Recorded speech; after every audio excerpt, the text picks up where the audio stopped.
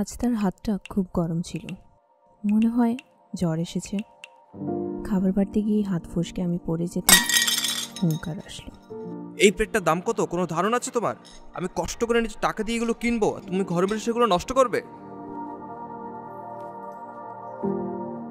আচ্ছা, তার মানে আমার মূল্য এই মানুষটার থেকেও বেশি? নয়তো আমি যে মেয়েটার পাকেটে ফেললাম সেজন্য লোকটা আমাকে কিছু বলল না কেন?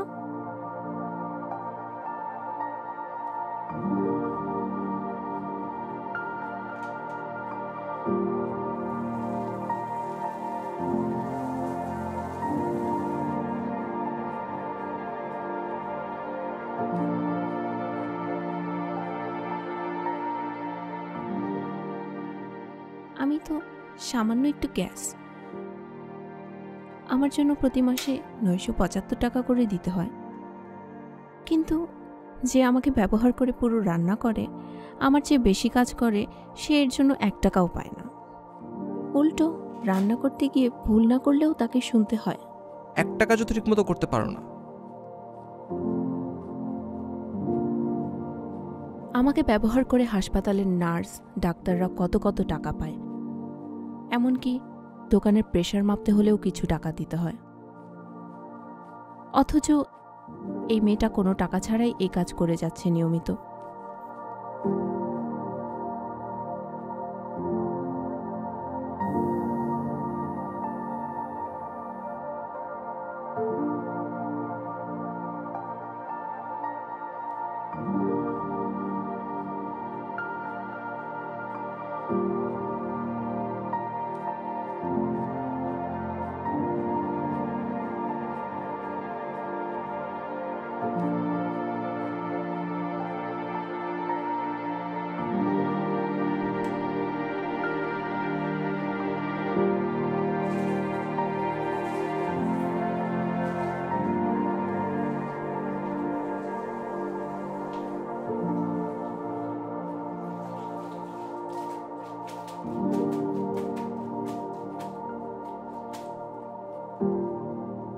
আমার মধ্যে খার আছে দেখে মেয়েটার হাতে অ্যালার্জি হয়ে যাচ্ছে।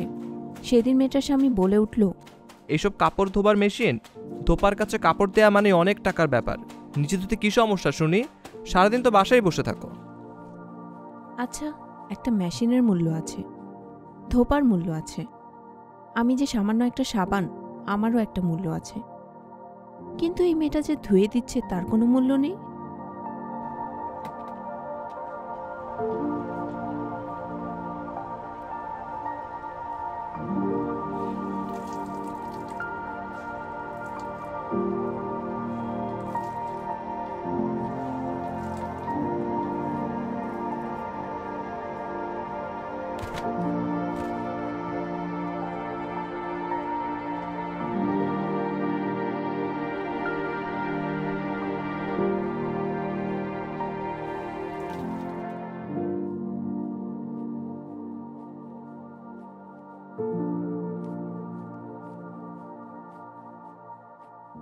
পাশের পাশের বাগানটা অবহেলা করে রাখার পরও তাদের মালিকে কেউ কিছু বলে না, বরং মাস শেষে কয়েক হাজার টাকা দেওয়া হয়। আর এই মেয়েটা প্রতিদিন শোনে। গাছে পানি দিতে এতক্ষণ লাগে নাকি? সব কাজ ফাঁকি দেবার ধান্দা।